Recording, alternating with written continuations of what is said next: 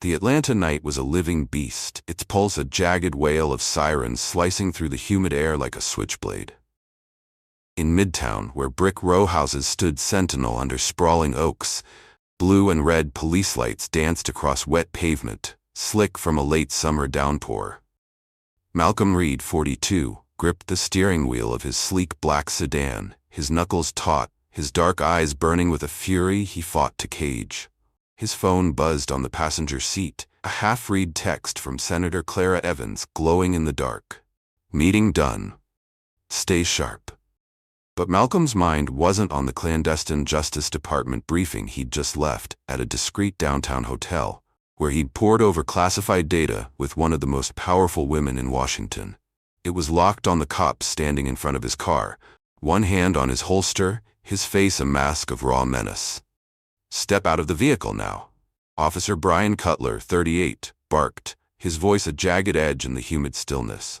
His flashlight beam stabbed into Malcolm's face, as if trying to unravel the calm in his expression. I said, "Get out or I'll make you." Malcolm took a slow, deliberate breath, steadying his racing pulse. He knew this script, knew it like the scars etched deep in his soul. As a black man in America, he'd learned early that his skin was often the only crime needed to justify a stop, a search, a humiliation. But tonight, Malcolm wasn't just a civil rights lawyer with a modest office in Buckhead, where he fought for clients chewed up by the system. He was a man holding secrets that could topple empires, a covert advisor to the Justice Department with the power to reshape policing nationwide. And this cop, with his aggressive tone and barely veiled slurs, was about to step into a fire he couldn't douse. "I haven't done anything wrong, officer," Malcolm said, his voice low. Each word measured like a chess move on a board, only he could see. "What's the reason for this stop?" Cutler smirked, his eyes narrowing with contempt, his buzzed hair glinting under the streetlights. "Your taillight's out. And I don't like your attitude. Get out, or we're gonna have a problem." Malcolm glanced at his rearview mirror. The taillight glowed red, steady as a heartbeat. He knew Cutler was lying, could feel the weight of the fabrication in the air. This wasn't about a taillight. It was about power, about prejudice, about a black man daring to drive a clean sedan, wear a tailored suit, and meet a cop's gaze without flinching. But Malcolm didn't let anger take the wheel. He flicked on his phone's camera, propped it on the dashboard to capture every second, and said, "I'm recording. You have no right to search my vehicle without a warrant. Call your supervisor." Cutler stepped closer, slamming his palm against the window so hard the glass rattled in its frame. "You think you're smarter than me, huh? Get out, boy, or I'll drag you out."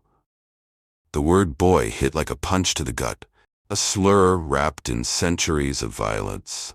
Malcolm's jaw tightened, his knuckles whitening on the wheel, but he kept his tone even, his voice a steel blade wrapped in velvet.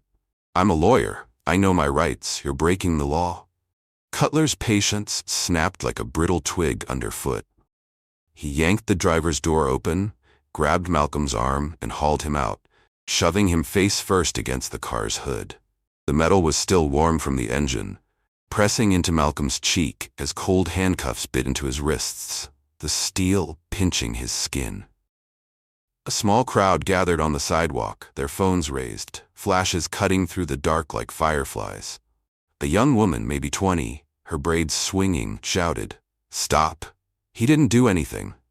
Her voice cracked with fear and fury, her phone trembling in her hands as she recorded. But Cutler ignored her, his face a mask of righteous anger, and shoved Malcolm into the back of the patrol car. The door slammed shut with a thud that echoed in Malcolm's chest, the sound of a cage locking tight. Through the smudged window, the city's lights blurred into streaks like tears he refused to shed. He knew this wasn't just a traffic stop. It was the spark of a reckoning, and Cutler had no idea who he'd just ignited. In the holding cell at Midtown Precinct, Malcolm sat on a metal bench, his wrists still cuffed, his suit jacket creased, but his posture unbroken. Fluorescent lights buzzed overhead like angry wasps, casting a sickly glow over the concrete walls, the air thick with the stale scent of sweat and disinfectant. Fear didn't grip him. Not for himself.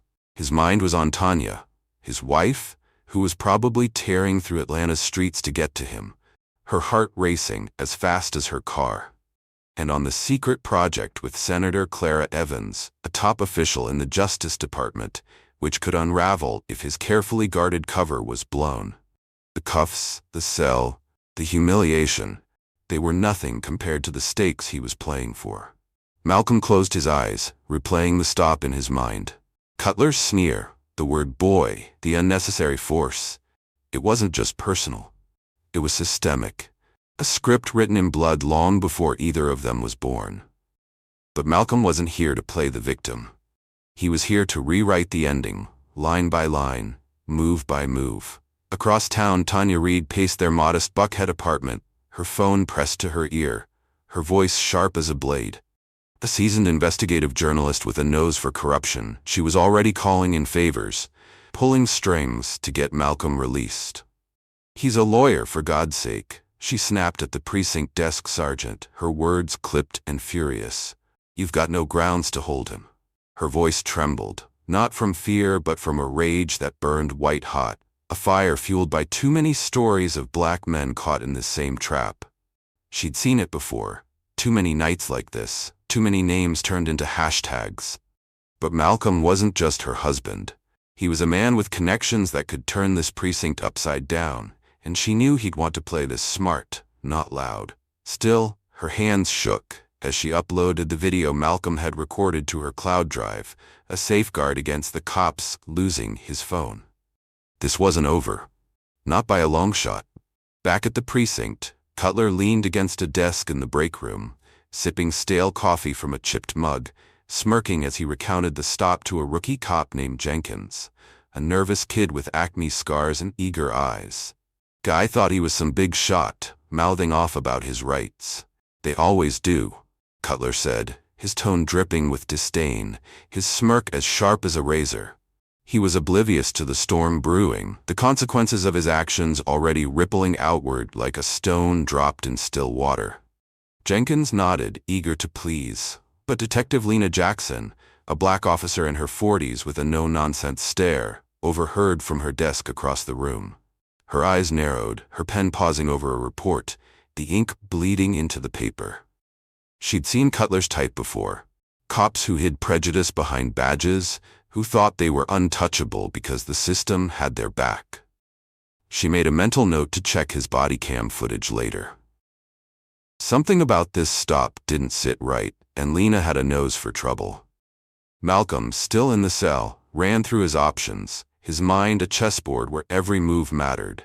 He'd sent the video to Tanya before Cutler confiscated his phone, and by now, she'd have it safe, backed up in the digital ether. It'd be viral by morning, no doubt, with hashtags and protests to follow, the city's anger spilling onto the streets like gasoline waiting for a match. But Malcolm wasn't after viral fame or fleeting outrage. He was after justice, quiet, calculated, and devastating, the kind that didn't just punish one man but cracked the system that enabled him. He knew that system better than most, having spent years fighting cases for black men and women chewed up and spit out by cops like Cutler. But tonight wasn't about a case, it was about survival. And strategy.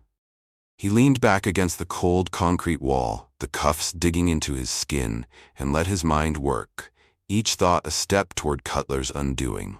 The officer had made a mistake, a big one.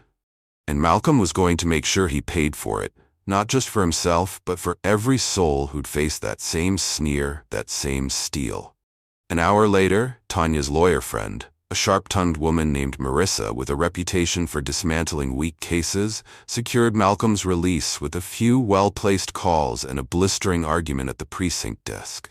As Malcolm stepped out into the night, the air hit his face, sharp and cool, carrying the scent of rain and asphalt, the city's heartbeat thrumming beneath his feet. Tanya rushed to him, her arms wrapping around him tight, her breath warm against his neck, her braids brushing his cheek. "You okay?" she whispered, her voice cracking, her eyes searching his for cracks in his armor. "I'm fine," Malcolm said, but his eyes were hard, glinting like steel under the streetlights, a storm brewing behind his calm facade. "This isn't over." "It better not be," Tanya replied, her journalist instincts kicking in like a switch, her mind already racing toward the story she'd uncover. "I'm digging into this guy, Cutler. He's got a history, I can feel it in my bones." Malcolm nodded, his hand squeezing hers, but his thoughts were already elsewhere, tangled in the web of his secret life. He hadn't told Tanya everything. Not yet. Not about his meetings with Senator Evans, not about the classified Justice Department project to overhaul policing nationwide, not about the power he held, hidden behind his unassuming life as a lawyer who took on small cases in a cramped office. Cutler had no idea who he'd just crossed. No clue that the man he'd called boy was a linchpin in a plan to reshape the country's future. But he'd find out soon enough. And when he did, the ground would shift beneath him. By morning, Atlanta was a powder keg ready to blow. The video of Malcolm's arrest, captured by his phone and half a dozen bystanders with shaky hands and righteous anger, hit X like a wildfire, spreading faster than a summer storm across Georgia's red clay.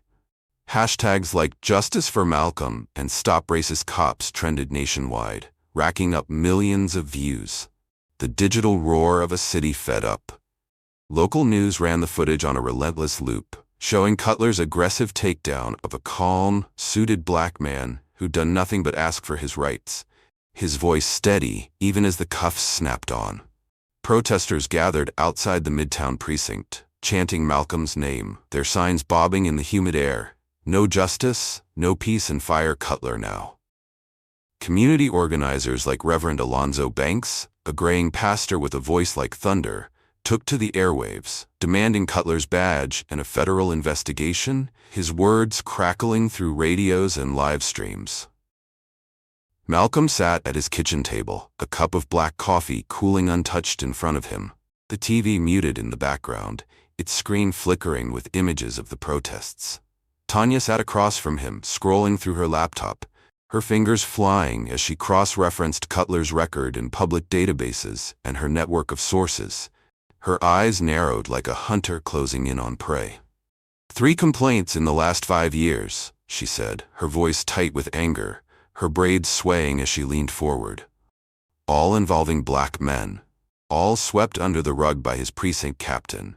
"This guy's a walking lawsuit, Malcolm, a ticking bomb waiting to go off." "Hold off on going public," Malcolm said, his tone measured, his eyes fixed on a spot beyond the table, as if seeing a battlefield only he could navigate. "We need to play this right, Tanya." She looked up, her brow furrowed, frustration flickering across her face. "Malcolm, this is bigger than us. People are ready to march for you. Hell, they're already marching out there, shutting down streets, making noise." "I know," he said, his voice soft but firm, his eyes finally meeting hers, dark and steady. "But there's more at stake here than one story. Trust me, please." Tanya studied him, her journalist's nose sniffing out the secret he wasn't sharing, the puzzle pieces he kept locked away. She knew Malcolm was more than a lawyer. His late-night calls, his trips to D.C., the way he dodged certain questions, it all pointed to something bigger, something dangerous. She'd seen him come home at 3 a.m., his suit rumpled, his eyes heavy with the weight of things he couldn't say. But she trusted him. Even when it scared her, even when it felt like he was carrying the world alone. "All right," she said, closing her laptop with a snap, the sound sharp in the quiet kitchen. "But I'm not letting Cutler walk. I'm digging until I find the dirt that buries him." Malcolm nodded, a faint smile tugging at his lips, gratitude softening the steel in his gaze. "I wouldn't expect anything less from you." Across town, Cutler stewed in his 1-bedroom apartment in East Atlanta, a concrete box with peeling paint and a sagging couch. The TV blared a news segment about the Midtown incident, the anchor's voice droning over footage of protesters, and Malcolm's face, calm even in cuffs. Cutler had been suspended pending investigation, his badge and gun locked away in the precinct evidence room, his career hanging by a thread. "This is bullshit," he muttered, cracking open a Bud Light, the can sweating in his calloused hand. He saw himself as a good cop, just doing his job, keeping the streets safe. Malcolm had been mouthy, hadn't he? Acting like he was above the law, with his fancy suit and lawyer talk, thinking he could talk down to a cop. Cutler's phone pinged with texts from buddies in the precinct. "Hang in there, man. It's just woke nonsense." But doubt crept in like a slow leak, a drip he couldn't ignore. The video looked bad, sure, but it was edited, right?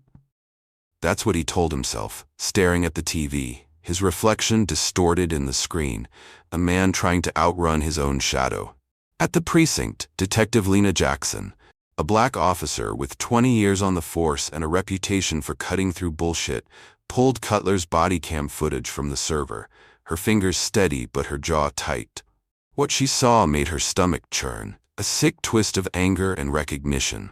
Cutler hadn't just been aggressive. He'd lied about the taillight, made derogatory remarks about Malcolm to his partner after the arrest, calling him another one of those types who needs to learn his place. Worst of all, he'd turned off the cam briefly during the cuffing, a clear violation of protocol. A move that screamed guilt. Lena copied the footage to a secure drive, her lips pressed into a thin line. She'd had enough of cops like Cutler dodging accountability, their badges a shield for prejudice. This time, she'd make sure he didn't slip through. She slipped the drive into her pocket and headed out, her boots echoing on the precinct's linoleum floor, her mind already on the FBI contact she'd meet later. Malcolm, meanwhile, made a call from a burner phone he kept hidden in his desk drawer, a relic of his DC work, untraceable and cold to the touch. "Clara," he said when Senator Evans picked up, her voice crisp despite the late hour, the faint rustle of papers in the background. "It's me. We've got a situation." "I saw the video," Evans said, her tone all business, a general assessing the battlefield. "You okay, Malcolm?" "I'm fine," he said, pacing his small home office, the walls lined with law books and framed degrees, their edges worn from years of use. "But the officer, Brian Cutler, he's a problem. I need you to pull his file." Quietly. "Done," Evans said without hesitation, her words clipped, efficient. "But we can't let this blow your cover. The project's too close to completion, and we're already under scrutiny." "I know," Malcolm said, his voice steady but heavy, the weight of his double life pressing down. "That's why I'm handling this my way." The project was a classified Justice Department initiative, codenamed SHIELD, to reform policing across the country, rooted in data-driven oversight, mandatory body cams, and a national database of officer complaints to track patterns of abuse. Malcolm, as Evans's trusted advisor, had spent 2 years building the framework, meeting with whistleblowers in shadowed DC diners, analyzing misconduct reports until his eyes burned, and drafting policy that could change the game for communities like his. His low profile as a local lawyer was deliberate, a shield to keep him out of the spotlight while he worked in the shadows, a ghost in the machine. But Cutler's actions had cracked that shield, and Malcolm wasn't about to let it shatter. He hung up, slipped the burner phone back into its hiding spot, and stared out the window at the city skyline, its lights flickering like a promise, or a warning, a beacon of hope, or a signal of danger. Over the next week, Atlanta simmered like a pot ready to boil over, its streets alive with the heat of outrage. Protests swelled, with hundreds marching through downtown, their chants echoing off glass skyscrapers, shaking the city's steel and concrete bones. No justice, no peace. Community leaders like Reverend Alonzo Banks, a pastor whose voice could move mountains, held press conferences outside City Hall, their words booming through megaphones, demanding Cutler's firing and a federal investigation. The video kept spreading, picked up by CNN, MSNBC, even international outlets like the BBC. Its grainy frames a global indictment of American policing. On X, users posted side-by-side images of Malcolm in cuffs and Cutler's smirking face, with captions like, "This is America, 2025. Malcolm attended a town hall at a community center in Vine City, not as a victim, but as a voice, a beacon in the storm. The room was packed, elders in church hats, their hands clasped in prayer, young activists in Black Lives Matter tees, their fists raised, parents clutching faded photos of sons lost to police violence, their eyes hollow with grief. Malcolm stood at the podium, his presence quiet but commanding, his suit crisp despite the oppressive heat, his tie a deep blue that caught the light. "This isn't just about me," he said, his voice cutting through the murmurs, steady as a drumbeat. "It's about every black man who's been stopped, searched, or worse, for no reason but his skin. It's about a system that lets this happen, over and over, a machine that grinds us down and calls it justice. We don't just need justice for one night. We need a system that doesn't target us in the first place." The crowd erupted, fists raised, some shouting amen, others chanting his name, their voices a chorus of defiance. A teenage girl in the front row, her eyes wide with awe, held up a hand-painted sign. "Malcolm Reed speaks for us." An older man, his face lined with years of struggle, nodded from the back, whispering to his neighbor, "That's a man who knows how to fight." But Malcolm's eyes scanned the room, calculating, his mind already 3 steps ahead. He wasn't here for applause or adoration. He was laying groundwork, planting seeds for a harvest that would shake the city to its core. Tanya's investigation bore fruit faster than she'd expected. Her journalist's instincts honed to a razor's edge. She uncovered a chilling pattern. Cutler had targeted black drivers repeatedly, with 3 formal complaints in 5 years, all involving black men, all mysteriously resolved by his precinct captain, a grizzled veteran named Hargrove who'd been on the force since the Reagan era. She found whispers of a clique within the precinct, cops who shared Cutler's views, who bent rules to keep certain people in line, their internal emails laced with coded language about problem areas and usual suspects. Tanya shared her findings with Malcolm over a late dinner, the kitchen dim, the air heavy with the scent of curry and unspoken tension. Her voice was low as she passed him a flash drive, her eyes blazing with the fire of discovery. "This is dynamite, Malcolm," she said, her words sharp, urgent. "Cutler's not just a bad cop, he's part of something bigger, a network that's been dodging accountability for years." Malcolm nodded, slipping the drive into his pocket, his fingers brushing the cool plastic. "Good work," he said, his voice steady but laced with purpose. "But we hold off on publishing for now. Let me handle the next step." Tanya frowned, her fork pausing midair, frustration flickering across her face like a storm cloud. "You're killing me with this secrecy, Malcolm. What's going on?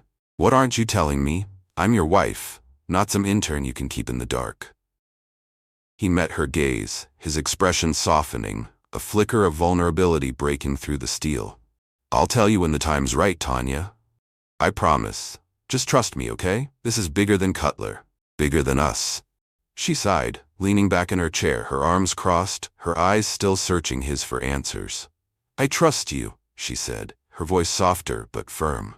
"But I don't like it. You're carrying something heavy, and I can see it weighing you down." Malcolm smiled faintly, reaching for her hand across the table, his thumb brushing her knuckles. "I know," he said, his voice warm despite the weight. "You're a reporter. You hate being in the dark." "Damn right," she said, squeezing his hand back, a wry smile tugging at her lips, but her eyes were still searching, trying to crack the puzzle of her husband's silence, to understand the man she loved, who seemed to live half his life in shadows. Malcolm passed Tanya's findings to Senator Evans through an encrypted channel, along with a request for deeper intel on Cutler and his precinct, his fingers steady as he typed the coded message. Evans, with her Justice Department clout and a network that reached into the highest echelons of power, quietly looped in the FBI's Civil Rights Division, setting the wheels in motion for a federal probe that could ripple far beyond Atlanta. But Malcolm insisted on anonymity, his voice firm over the secure line. He didn't want to be a figurehead, a face on the news, a name for the cameras to chase. He wanted results, clean, surgical, and final, the kind that didn't just punish but prevented, that saved the next man from the same fate. Evans agreed, but her voice carried a warning, sharp and clear. "This is going to get messy, Malcolm. Once the FBI digs, they won't stop at Cutler. The whole precinct could go down, maybe more." "Good," Malcolm said, his voice like iron, unyielding as the city itself. "Let it burn."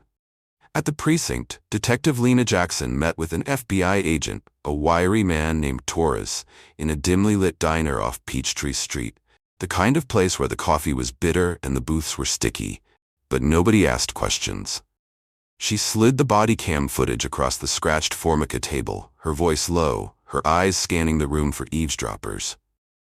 "Cutler's not just a bad apple," she said, her words clipped, her anger tightly coiled. "The whole orchard's rotten. Hargrove's been covering for him for years, burying complaints, fudging reports. There's a pattern: black men, minor stops, trumped-up charges. It's systemic, and it's been going on under our noses." Torres nodded, tucking the drive into his jacket, his expression unreadable, but his eyes sharp. "We're already looking at Cutler," he said, his voice low, measured. "But this could blow the lid off the entire precinct. You sure you want to be the one to light the fuse, detective?" Lena leaned forward, her gaze unflinching, her hands steady despite the weight of her decision. "I've been on this force 20 years, she said, her voice like steel. "I've watched good people get screwed, families torn apart, while guys like Cutler walk free because they've got a badge and a captain who's got their back. I'm done. Light it up." Malcolm's life became a high-wire act, a delicate balance between the man the world saw and the one he hid. By day, he met clients in his cramped office, their stories of injustice mirroring his own, their voices a chorus of resilience and pain. He taught pro bono legal clinics at the community center, showing young men and women how to know their rights, how to stand tall when the system tried to break them. He reassured Tanya he was fine, even as the bags under his eyes grew darker, his shoulders heavier with each passing day. By night, he worked with Evans, sifting through Cutler's file, which the FBI had fast-tracked, their secure calls punctuated by the hum of his office printer and the distant wail of sirens. The deeper they dug, the uglier it got. Cutler had ties to a clique of officers known for roughing up black suspects, their complaints buried under layers of bureaucratic red tape, their victims silenced by fear or payoffs. Internal reports showed Cutler had been flagged for excessive force twice, but Hargrove had intervened each time, citing officer discretion in memos that reeked of complicity. Malcolm saw a chance, not just to take down Cutler, but to expose the system that enabled him, a machine that thrived on silence and complicity, oiled by the blood of the vulnerable. One evening, Cutler showed up at Malcolm's law office unannounced, his face flushed, his uniform replaced by a cheap polo and jeans, his boots scuffing the worn carpet as he paced like a caged animal. "We need to talk, Reed," he said, his voice gruff, his eyes darting, a man on the edge of a cliff he didn't yet see. Malcolm leaned back in his chair, unfazed, his hands folded on the desk, his calm a weapon in itself. "You've got 5 minutes, he said, his voice steady, his eyes locked on Cutler's. "Say what you came to say." Cutler stopped pacing, his fists clenching, his breath heavy. "I'm not the bad guy here," he said, his words tumbling out, defensive and raw. "You pushed me that night, acting all high and mighty with your lawyer bullshit, thinking you could talk down to me. Let's settle this, man to man. No cameras, no protests, no media circus." Malcolm's eyes hardened, a storm brewing behind his calm facade, his voice low and cutting. "You cuffed me, called me boy, and lied about my taillight. You don't get to settle that, Cutler. Get out of my office." Cutler's face reddened, his fists tightening, his voice rising. "You're gonna regret this, Reed, you and your little media circus, turning me into the villain when I was just doing my job." Malcolm stood, his height and presence filling the small room, his voice like a blade. "Threaten me again, and you'll be the one regretting it. Doors that way." Cutler froze, his bravado cracking, then stormed out, slamming the door so hard the glass rattled in its frame. Malcolm sat back down, his heart pounding, but his resolve unshaken. He'd recorded the exchange on a hidden device, another piece of the puzzle falling into place, another nail in Cutler's coffin. The officer was unraveling, his arrogance blinding him to the trap closing around him, and Malcolm was ready to pull the final thread. 2 weeks later, Atlanta's City Hall was a circus of flashing cameras, clicking microphones, and tense anticipation, the air thick with the weight of history in the making. Senator Clara Evans, a formidable woman with silver-streaked hair and a voice that could silence a room, stood at the podium, her presence commanding, her tailored suit a stark contrast to the chaos around her. The press conference was billed as a landmark announcement on police reform, but no one in the packed room, reporters from CNN, the Atlanta Journal-Constitution, and Al Jazeera, activists in Black Lives Matter shirts, city council members in stiff suits, and a handful of cops, including Cutler, ordered to attend as part of their reinstatement reviews, expected the bombshell about to drop.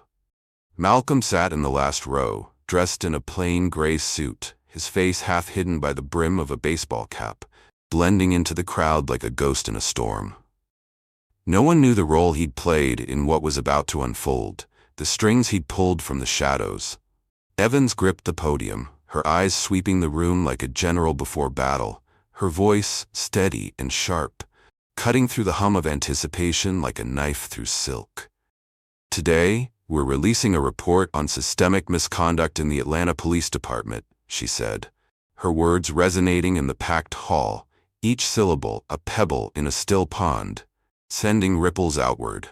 This report was sparked by one incident, a traffic stop that exposed not just individual bias, but a culture of protection for those who abuse their power, a machine that shields the guilty and silences the wronged.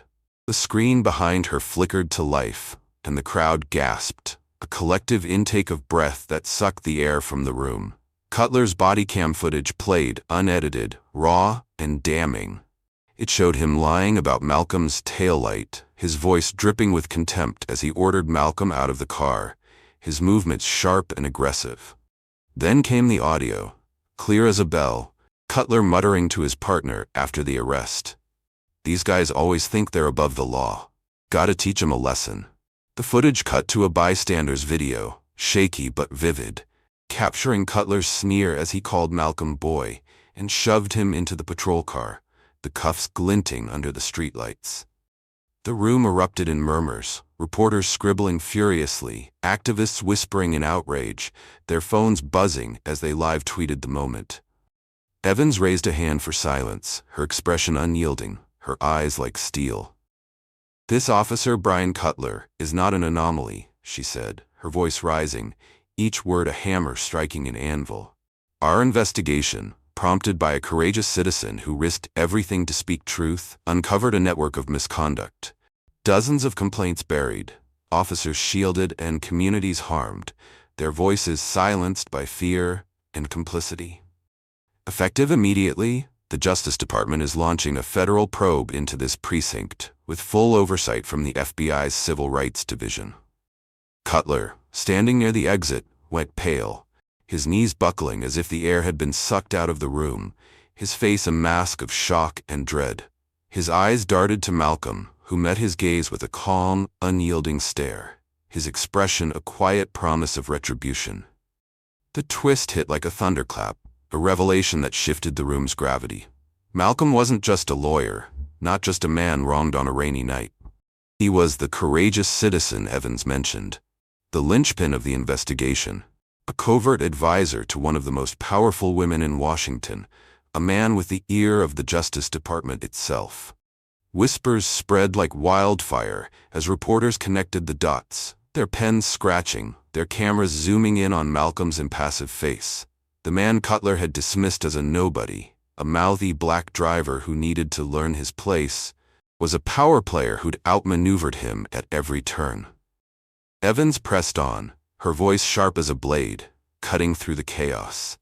"We owe a debt to those who speak truth to power, often at great personal risk," she said, her eyes briefly meeting Malcolm's, a flicker of acknowledgement in their depths. "This investigation will hold accountable not just one officer, but an entire system that failed its people, Black communities, marginalized communities, and every citizen who deserves safety and justice, not suspicion and violence." The crowd erupted in applause, activists cheering, their fists raised in defiance, reporters shouting questions, their voices a cacophony of urgency. Cutler slipped out the back, his face ashen, his steps unsteady, his career in ruins, a man walking into a future he'd built with his own hands. But the real blow was still coming, a wave he couldn't outrun, a tide that would sweep him away.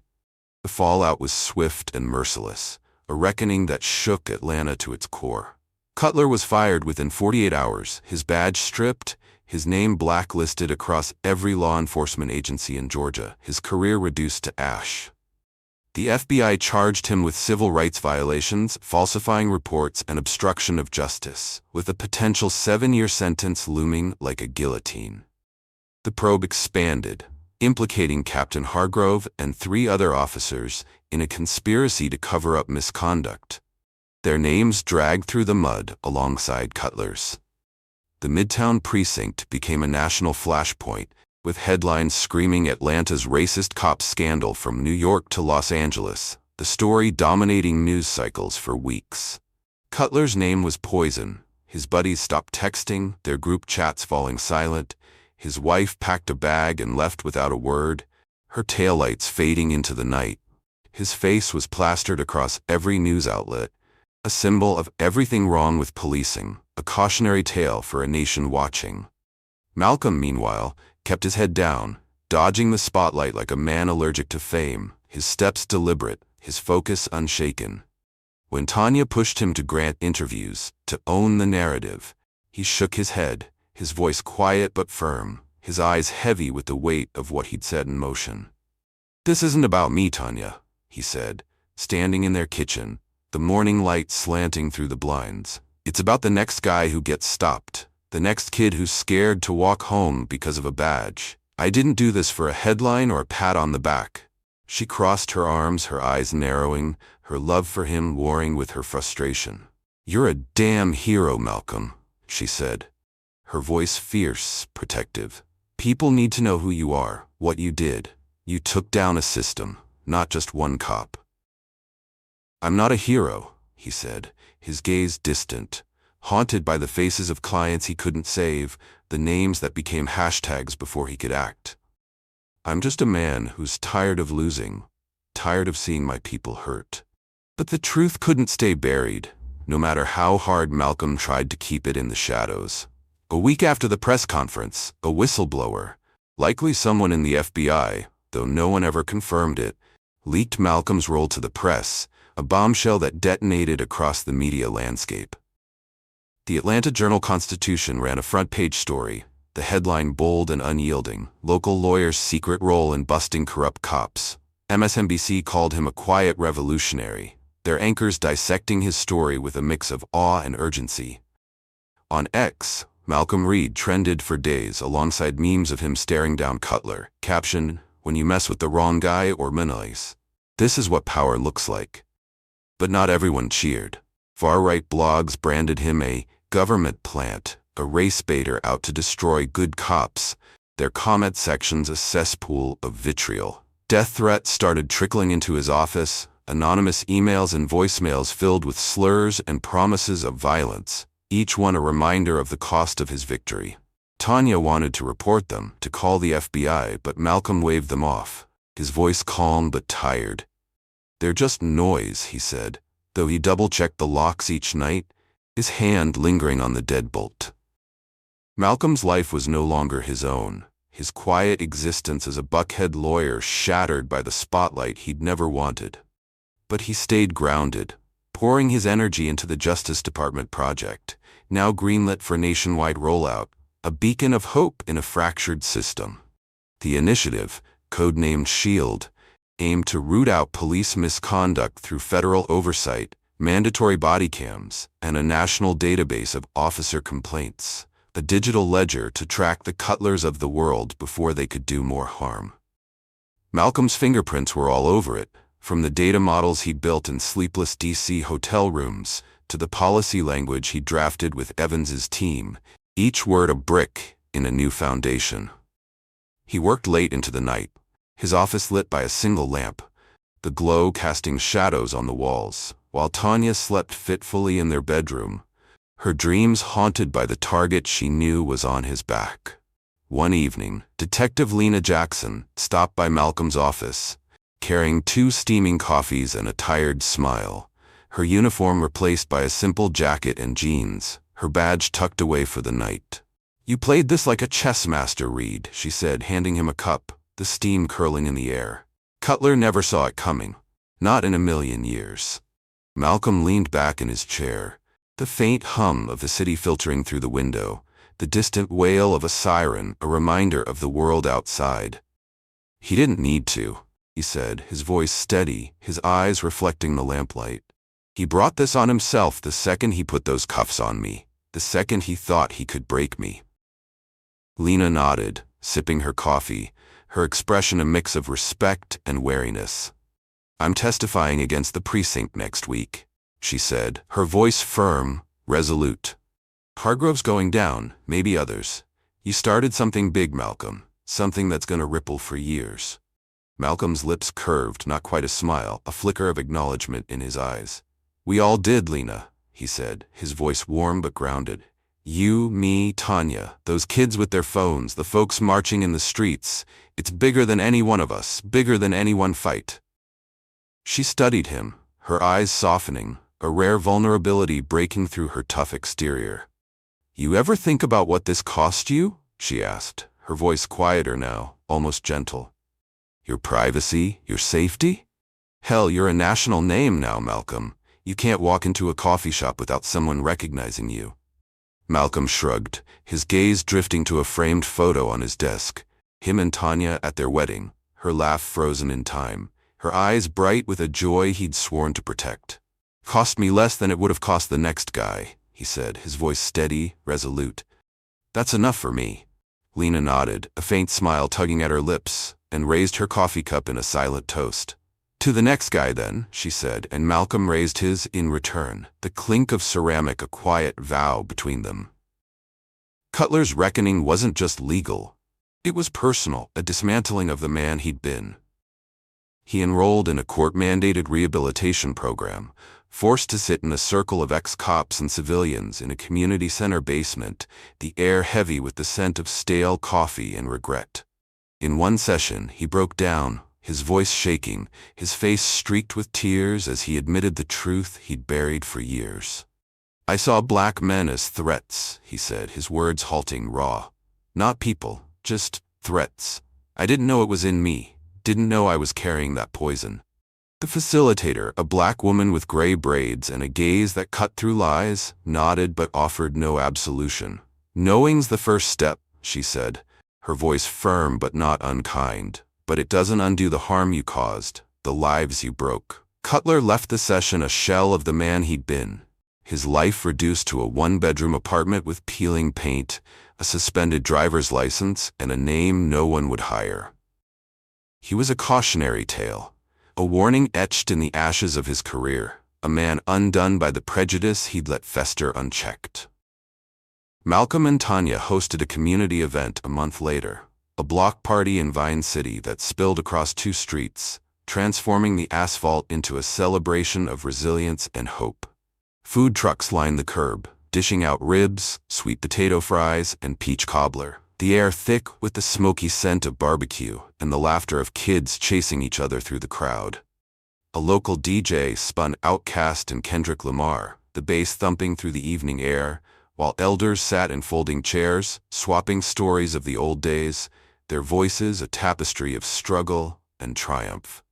Kids painted murals on plywood boards, their brushes sweeping bold colors across the wood, one mural depicting a broken badge under the words, "Justice starts with truth." Tanya moved through the crowd, her camera slung around her neck, snapping photos for the community paper, her smile bright but her eyes watchful, always scanning for threats to the man she loved. Malcolm took the mic for a brief speech, his voice steady, his suit swapped for a simple black tee, his presence grounding the chaotic joy around him. "We don't win by hating," he said, the crowd falling silent, their eyes locked on him, a sea of faces reflecting every shade of hope and pain. "We win by building together, by holding the system accountable, not just one man." This is for every person who's been stopped, who's been scared, who's been silenced. We're not done, but we're damn sure not stopping. The crowd roared, fists raised, kids clapping, their cheers rising into the night sky like a prayer. A group of teenagers near the stage started to chant, "Malcolm, Malcolm," their voices raw, unfiltered, a generation claiming their hero. An older woman, her hair silver and her hands trembling, wiped tears from her eyes, whispering to her neighbor, "That's a man who carries our pain." Even the cops on duty, stationed at the edges of the party, nodded from the sidelines, their faces a mix of respect and unease, caught in the tide of a city changing before their eyes. Senator Evans watched from the edge of the crowd, her presence discreet, her tailored coat out of place among the jeans and tees, her silver hair catching the light. She caught Malcolm's eye and nodded, a silent acknowledgement of their shared victory, a vow that their work was far from over. The SHIELD project was moving forward, its policies taking root across the country, and Malcolm's cover, though blown, had only amplified its impact, turning a quiet plan into a national movement. Tanya stood beside Malcolm as the music swelled, her arm around his waist, her eyes shining with pride and a hint of worry, her love for him a fierce, unshakable thing. She knew the fight wasn't over, not for Malcolm, not for Atlanta, not for the countless others whose stories hadn't yet been told. She leaned into him, her voice soft but firm. "We did good today," she said, her words a quiet anchor in the chaos. "We did," Malcolm said, his arm tightening around her, his eyes scanning the crowd, taking in the faces of his people, their joy a defiance of the system that tried to break them. But it's just the start. As summer faded into fall, Atlanta began to heal, stitch by careful stitch, its wounds still raw but no longer bleeding. The protests quieted, replaced by dialogues. Cops and residents, black and white, sitting in church basements and community centers, their voices sometimes raised, sometimes trembling, but always reaching for something better. They met in cramped rooms with flickering fluorescents, over folding tables covered with coffee stains, talking about trust, about fear, about the badges that could protect or destroy. Malcolm's name became a rallying cry, a symbol of what was possible when one man refused to bow. But he stayed grounded, his feet firmly on the earth. He taught legal clinics at the community center, showing young men and women how to navigate a world that wasn't built for them, how to stand tall when the system tried to crush them. He mentored kids in Vine City, their eyes bright with dreams he swore to protect, their laughter a reminder of why he fought. And he loved Tanya fiercely, their bond stronger for the storm they'd weathered, their late-night talks a sanctuary where he could lay down his armor, if only for a moment. One night, they stood on their balcony, the city skyline glittering below, a tapestry of light and shadow stretching to the horizon. Tanya slipped her arm around his waist, her head resting on his shoulder, her breath warm against his skin. "You ever think about how close we came to losing this?" she asked, her voice soft, her words carrying the weight of all they'd endured. "Every day," Malcolm said, his eyes tracing the city's lights, each one a story, a life, a fight. "But we didn't, Tanya, and we won't." Inside their apartment, a banner from the block party hung on the living room wall, its message hand-painted in bold red letters, the paint slightly uneven but fierce. "Real power lies in courage and truth." It was a reminder, not just of Cutler's fall, but of the fight still ahead, the battles yet to come. Malcolm had exposed a system. But systems don't change overnight, not even under the weight of truth. They change through men and women like him, like Tanya, like Lena, like the kids with their phones and the elders with their stories, all refusing to bow, all carrying the torch forward. Cutler's story ended in a cramped apartment, alone with his regrets, a man undone by the prejudice he'd let fester unchecked, his life a footnote in a larger tale. Malcolm's story was just beginning, a testament to the quiet strength of those who wield truth as a weapon, who stand tall when the world tries to break them, their resolve a fire that no storm could extinguish. In Atlanta, under a sky no longer heavy with the weight of unspoken pain, a new chapter was being written, not perfect, not easy, but real, forged in the heat of struggle and the light of hope. It was a chapter where justice wasn't a dream, but a promise, fought for by those who dared to demand it, their voices rising like a chorus, their steps steady on a path they'd carved together. And somewhere, in the hum of the city, in the laughter of kids painting murals and the resolve of a man who'd faced down a badge and won, that promise grew stronger, day by day, truth by truth, a beacon for a world still learning to listen.